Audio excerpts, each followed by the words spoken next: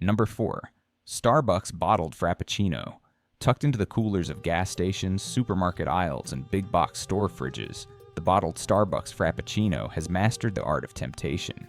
It's cold, it's creamy, it's dressed in that sleek glass with the green siren, looking every bit the affordable ticket to a little cafe indulgence without the drive-through line.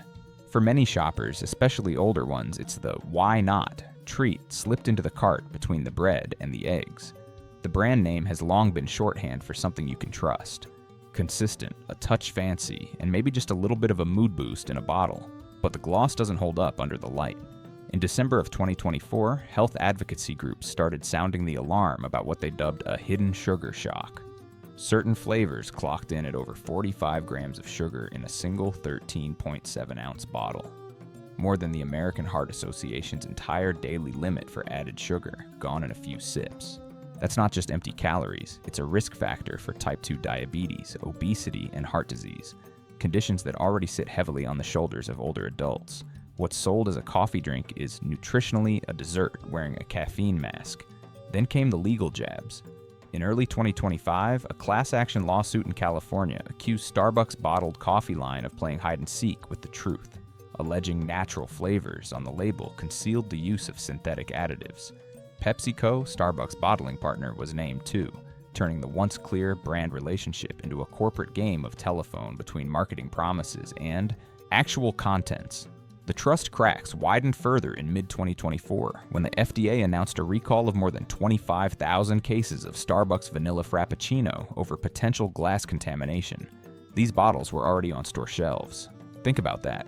A drink meant to be sipped slowly could have carried shards sharp enough to send someone to the emergency room. For seniors with sensitive dental work or fragile digestion, that's not just unfortunate. That's dangerous. And beyond the sugar and safety, the sourcing claims have come under their own cloud. Investigations in 2025 questioned whether the coffee used in Starbucks' ready-to-drink line really matched the ethical and fair trade image pushed in ads. Watchdog reports linked some suppliers to low wages for farm workers and lapses in environmental standards. Problems far from the polished sustainability story printed on the label.